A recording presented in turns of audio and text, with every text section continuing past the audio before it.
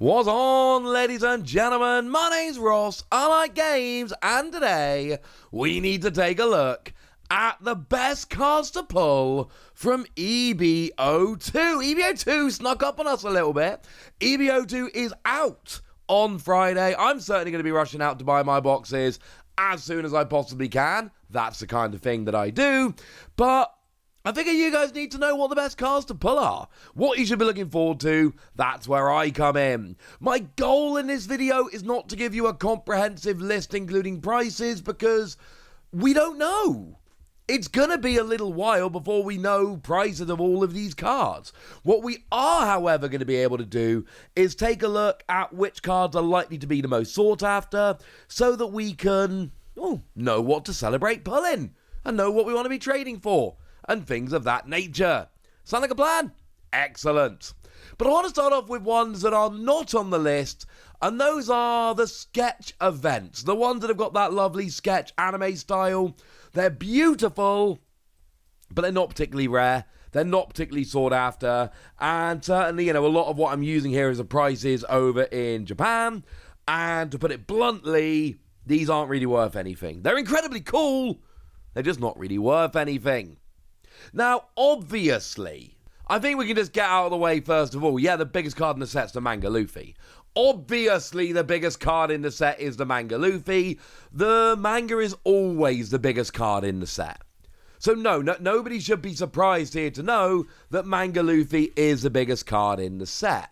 What is interesting is maybe trying to compare it to other recent manga rares. It's about 100,000 yen over in Japan.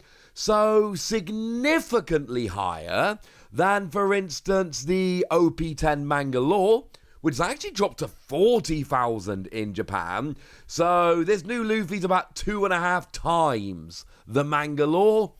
Or, for instance, it's about 2.5 times the Rayleigh. Man, the manga prices have gone down in Japan lately. Or if we have a look at OP-07, for instance, we're talking about 40% higher than the Boa Hancock, 100k compared to 60. So compared to recent ones, yes, it is actually a pretty good manga rare. It's dead even at the moment with the Luffy from OP-09, which of course makes it higher than the other mangas because Luffy is the highest manga in OP-09. So as far as mangas go, it's actually pretty good. Now, we can't guarantee it's going to be the same in the West as it was over in Japan. We don't have that information, but I do think it's very likely. Not confirmed, not guaranteed, but if we look at recent manga rares, this is pretty high.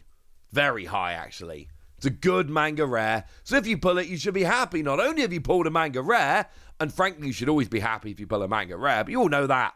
But you should be exceptionally happy because it's a pretty good manga rare.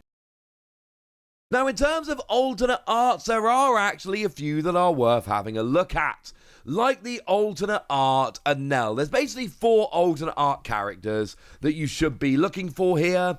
The lowest of the 4 is the alternate art Anel. Now, this is a card that when I first saw it looked utterly broken. It says, if your leader's got Sky Island, you gain Rush. And when attacking, you can trash a card from your hand, and if you have 1 or less life, add a card from the top of your deck to the top of your life, and then give this character a 1k bump. Bearing in mind, of course, that the Anel deck from OP-05, the whole point of that is you go down to 0, and the leader puts you back up to 1, and that's where you live for a large part of the game.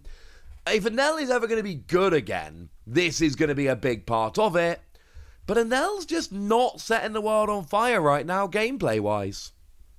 Next after that, we've got the alternate art Nefertari Vivi. This is a card that I am particularly high on, and recently I've seen a lot of posts online which are suggesting other people are starting to come to that same conclusion, which was not the case when it was first revealed. It's a free cost 2k counter plus 1,000, but on play, if your leader is multicolour and you've got 5 or fewer cards in hand, draw 2. It's a free cost draw 2 that gives your body on board. Maybe you bump it back to your hand using another card to use as a counter. Maybe you whack some Don on to use it as an attacker. But that's just really good draw power, and really good draw power is always good.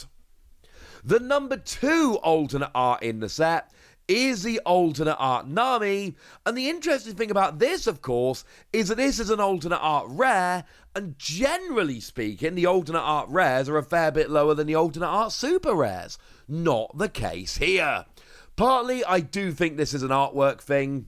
Like, firstly, everybody loves Nami, yeah? But secondly, you've got the whole nostalgia for the early days of One Piece going on here. Now, in terms of a card, it's a generic Straw Hat Searcher in green. Look at the top 5 cards of your deck, find a Straw Hat other than Nami, add it to your hand. One thing that is worth noting here, this is actually a really good card. Like, we're going to get there in a second, but there's one leader in the set, and it's very, very good. It's a very good leader. In fact, in the EB-02 meta over in Japan, it was, by a pretty wide margin, the best leader around, and that just so happens to be a green Luffy. And if you're playing a green Luffy, you're going to be playing 4 of this Nami. And seriously, like, it is a staple in that Luffy deck. So partly you've got artwork, partly you've got Nami, and partly it is actually a crazy playable card, which I suppose does help to explain it. But the most sought after alternate art is actually Sanji and Pudding, which, it's not that much higher than the rest to be fair, but it is the number 1 alternate art in the set, and it is actually, like we say, a Sanji and Pudding card. It does have the pair of them on there. And this is a card whereby, on your turn, once per turn, when 2 or more Dawn are returned to your Dawn deck, add a Dawn card from your Dawn deck active. And on play, if the number of Dawn on your field is equal to or less than the number of Dawn on your opponent's field, you get to go ahead and draw a card. Which is, frankly, none too shabby. The thing is, this is another card that is like a staple in that Luffy deck, which we're going to get to in a second, don't you worry, which is basically a staple in these Luffy decks which are dominant in the metagame. But this one's an alternate art super rare, and it's got Pudding and Sanji on there at the same time. So it's another card which is a staple in the best deck in the meta, and make no mistake, it is the best deck in the meta. You add all of this up together, and it does make a lot of sense. Now, there is only one leader in the set. That is the Luffy, but it's a number 3 card in the set, and it's coming in about 5 times the price of Sanji and Pudding. And it is that Luffy I've previously mentioned. According to One Piece top decks, who do a very good job of tracking this stuff, in the EB-02 meta in Japan, this had 20% of the meta. Blackbeard had like 15, and nothing else had above 8. So when I say this was a dominant deck, I mean it was a dominant deck. So it's the alternate art of a card that was absolutely dominant and will be the best deck in the EB-02 meta. Kind of tells you what you need to know. We got an activate main once per turn, Dawn -2, and if the only characters on your field are Straw Hat Crew, then set 2 of your Dawn to active and give yourself a 1k bump until the end of your opponent's next turn. Now, the wording on that is crucial, of course, because it means you have the extra 1k on your opponent's turn, so all of those attacks have to go essentially 1k extra just to even stand a chance. And we got enough Straw Hat in purple and green here that we're not really worried about the downside. Very big card. So what's the number 2 card in the set? If number 1 is Manga Luffy and number 3 is Leader Luffy, what's the number 2? The foil leader Hancock. Now, we don't know exactly what the pull rates are going to be for these in English. We know they were low in Japan. We assume they're going to be low over here. The question is how low, and the answer is we don't actually really know right now. But over in Japan, it is overwhelming that Boa Hancock is the number 1 in the set. Like, the number 1 is Boa Hancock's currently at 18,000 yen. The number 2 we'll talk about in a minute is Uta at 8,000 yen. So, basically more than double.